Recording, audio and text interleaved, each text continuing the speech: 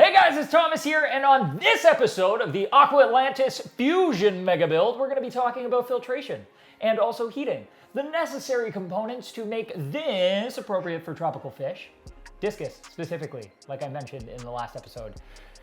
Ooh, it's exciting, let's get started. So in the last episode, I was telling you about the tank and all the features it has, including the stand, etc. One of the things I talked about was that the stand and tank are basically set up to have two canister filters or a single canister filter to filter this aquarium. And that's what I'm going to be going with. I'm actually going to be doing two canister filters because you know me, redundancy, it's good. That way I can clean one at a time, or if one goes down, I've still got some filtration on the tank, which is super important. It is, like I mentioned, going to be a discus aquarium in my first one, and I am planning to do heavy water changes probably on a weekly basis, anywhere from 33 to 50%. Just to make sure that nitrates are always in an appropriate range. Because of the amount of water changes I'm going to be doing, I'm not as concerned about having gigantic canister filters on this tank.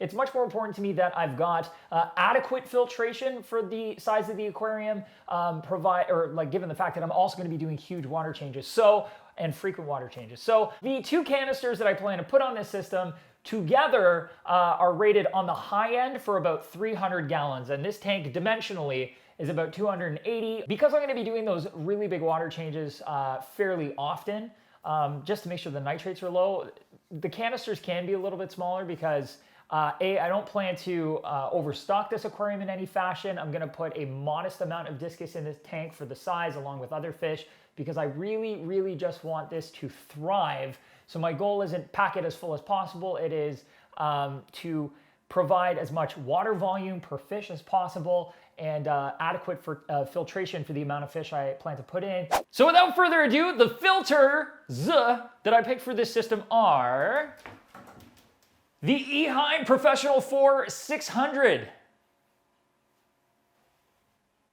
They're a lot of fun. They're also gray. Everything's gray. Let's get it open, and then we can put the gray thing on the gray tank in the gray room.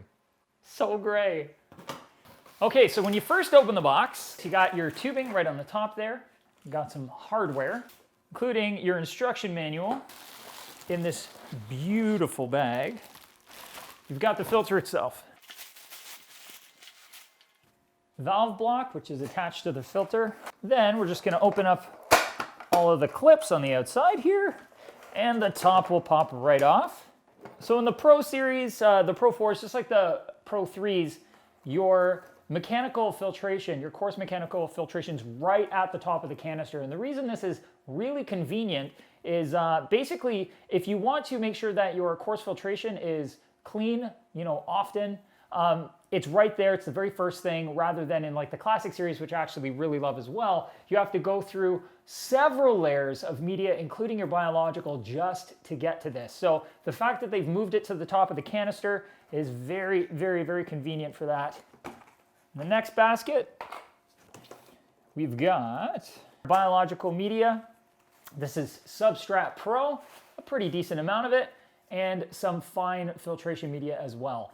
I'm on the fence about whether or not I'm going to use the fine filtration media long term. I may find a temporary solution for that for maintenance, so I can just kind of throw something on the tank with fine filter media, run it so the tank gets cleared up, and then from there kind of just get rid of it and then let the tank keep running. And the reason I may decide to do that is because what it does is it basically prevents this from bogging up and slowing down the flow in the filter, and that way the biological media always has a good amount of water flow going through it and it can do its job.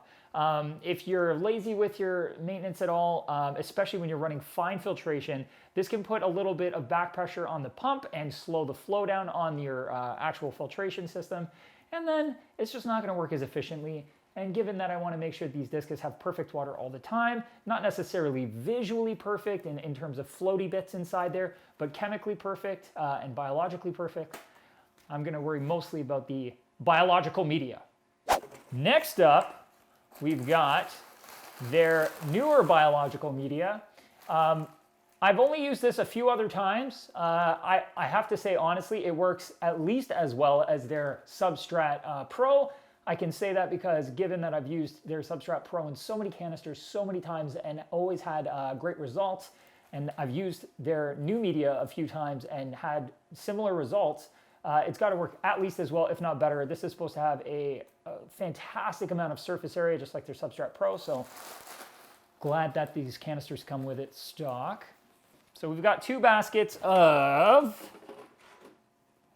their newer, it's kind of like a mechanical filtration mixed with a biological. Because they are so much smaller and thinner than their ceramic counterparts that you can get from Eheim, they fit a lot more in these baskets. So I'm hoping that also translates to just more efficiency, since there's more of them.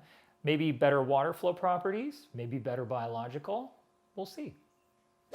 So the biological media, due to the fact that it gets bumped around a lot during shipping and stuff like that, it's probably a little dusty, and I don't want to get all that dust in the canister. So what I'm going to do is open it up into the basket, but right over top of this bucket, so that any sand and stuff kind of just falls through.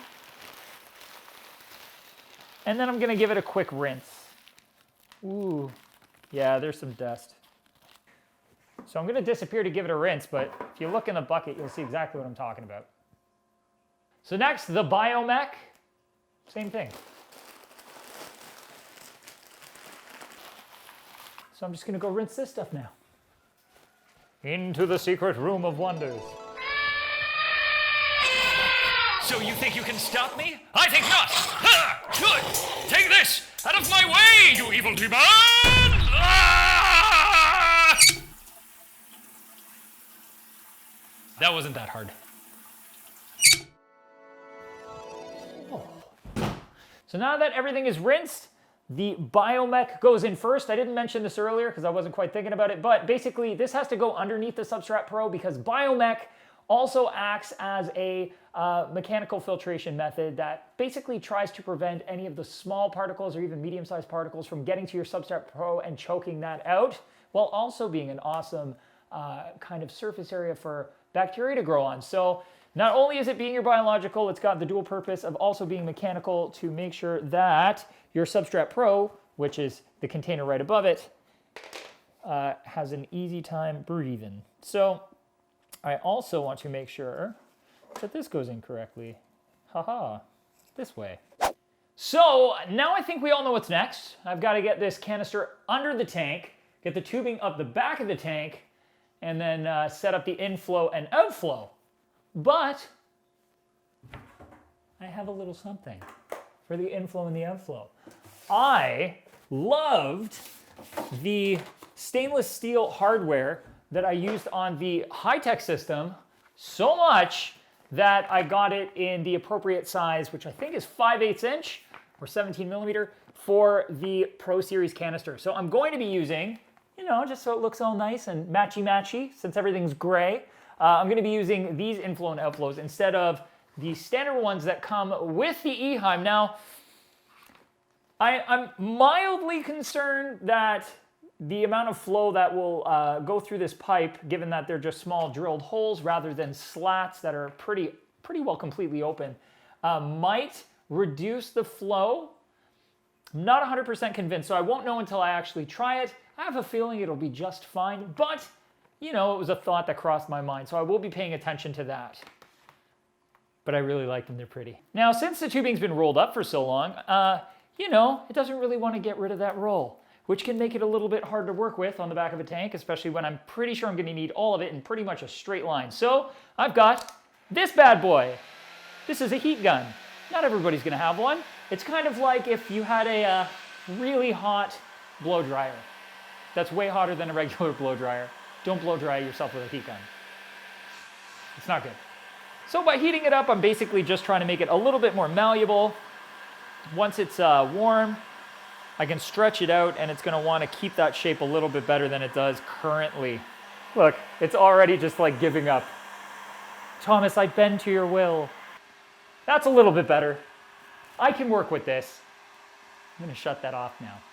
All right, so now that this tubing is more pliable, I'm going to open up these guys and get them onto the tubing there. So let's do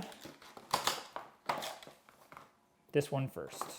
The intake for the canister is going to be on the right-hand side The tubing is curved this way, so this is going to be the right-hand side.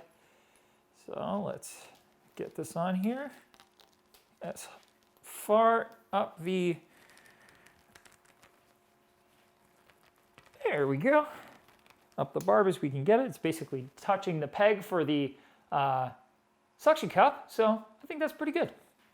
Next, we're going to do the return. Now, typically, I would have a return that, well, there we go. So typically I'd have a return that's a spray bar that I could tilt slightly upwards to ripple the surface for extra oxygen in the aquarium. However, like I mentioned earlier, I am planning to put some plants in this tank, not just for nutrient export, but also just because I want it to be, you know, as natural as possible for the discus that are going in there. I don't want to call it a biotope, but I'm aiming for something similar to that. So the fact that this is going under the water is not going to be a big deal. Even if there's not a ton of surface movement of the water, I am expecting that the plants themselves and the volume of water versus the amount of fish that are in it, there should be plenty of oxygen in the water at all times. If for whatever reason I'm finding that there isn't enough, I'll make adjustments. But I'm suspecting that this will work just fine. There we go. Again, it's pretty much touching that peg now. So I'm going to put these down the back of the aquarium, just on the other side of the lights here. I'm going to have them enter into the stand. And I'm just going to snip with scissors. So one thing I'm actually going to do is just to make sure that I don't get any kinking in the tubing, especially right here where I want it to connect, I'm going to grab that heat gun again, and I'm just going to heat up the ends of the tubing here, relax them a little bit, and then attach them to the valve block. That way they go on a lot easier than they're currently trying to go on right now, and hopefully I'll train this bend that's going really in a disadvantageous direction, because you can see as I bend it here, it wants to kink. So I'm going to try to just get that out of the way. So one thing I also want to make sure I do, because I forgot, happens, is get the rubber feet on the bottom of the canister body, because they don't come attached. They're adhesive and separate here, but I'll show you where they go. There's little slots for each one right on the bottom of the canister. And this is just going to basically help dampen some of the vibration from the canister, keep things nice and quiet. Also makes, you know, sure that there's no scratching or scraping if I need to move the canister. The canister is not going to vibrate around, although that's, you know, really not a huge concern of, you know, it walking all over the place. I don't think that's really going to happen. For me, it comes down to mostly just making sure there are no vibrations carrying through this cabinet. And now, ooh, brilliant. So, just going to move this back. I'll drop the valve block in. See, my tubing is not kinking, which I am very happy with. And this canister is pretty much ready to rock. I just got to feed the cord through the back, and it's ready to go. So now that I've got one of my Eheim Pro 4600 set up, I've got one more to do on the other side. So here I go.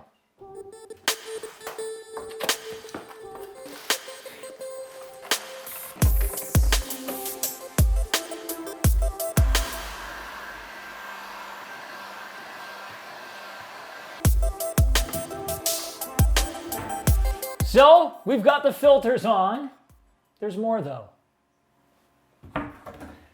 I also picked up a few of these. Now these are the Eheim Skim 350. If you don't know what that is, it is a surface skimmer that basically is a small power head with a surface skimming attachment and a sponge. What this does is like an overflow system that removes the surface film from the aquarium. This can and will remove the surface film. Each one is rated up to a maximum of 90 gallons. I have 3 of them.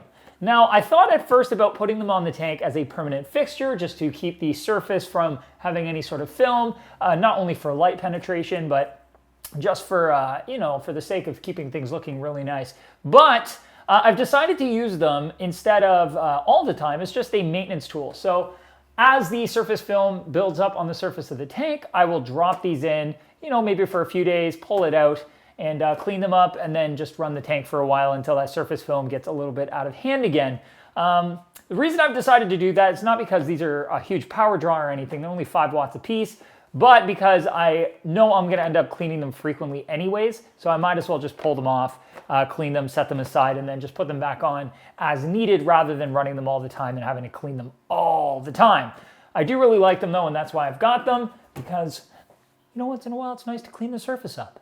But other than that, I think we should talk about heating. Now I'm making all kinds of changes as I go here because sometimes I have thought processes and I realize after the fact that there might be a better way to do things, like speak, for instance. I got a pair of, now these are 200. I meant to get 300, so you can ignore that part, but I was gonna run a pair of 300 watt high door inline heaters. That way we don't have any heating elements inside of the tank. Now there's a couple reasons why I decided against this. Now, number one reason is because these are inline heaters, 300 watts doesn't heat the same size tank as a 300 watt internal heater. In fact, if I follow the chart on the back here, it is only going to raise basically, let's see, where are we here? Up to 80 gallons tops. And that's up to 8 degrees Celsius difference from room temperature. Now the basement down here is like 62 degrees at any given time. It's pretty cold. Great for an axolotl, not so great for a discus tank where I want to be running the tank probably in the 80s. So that's a huge pull. So instead of relying on probably needing more than 4 of these, if you think about it, 80 gallons times 4, the maximum pull is 8 degrees Celsius. That would only get me to 70. I would need too many inline heaters. I don't even have enough lines. It's just not going to work out mathematically. So I'm going to have to step aside from these and work with in-tank heaters. It just makes more sense. The other reason these aren't going to work, in my opinion, is because I have nowhere to hang them inside of the stand here because of the tubing.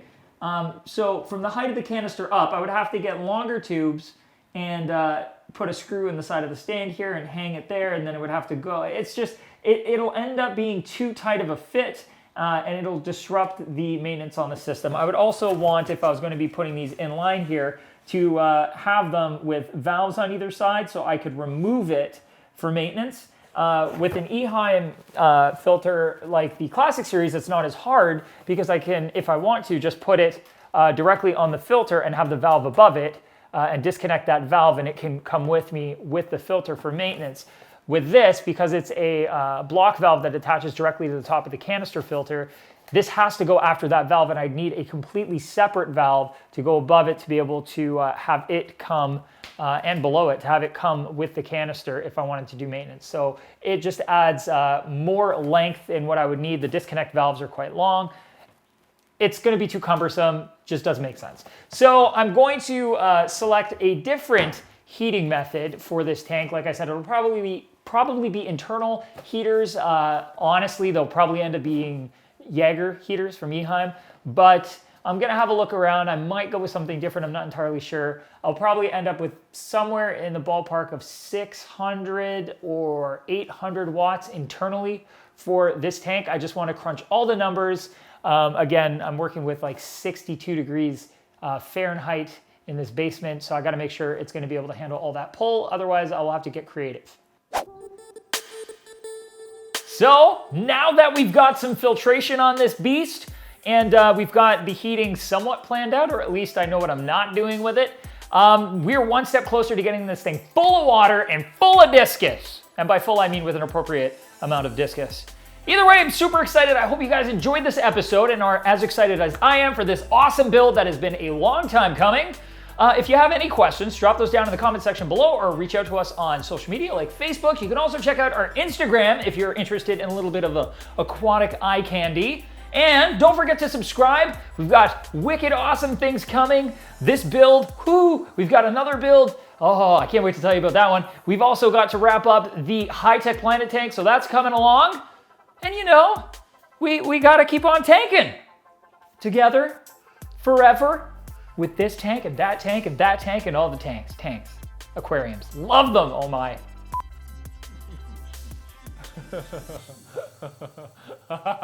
The tubing's basically, you know, just a little bit more, you know, workable. It's gonna be good. Right, Mr. Tubing? Yes, see, it's great. What is this doing in there?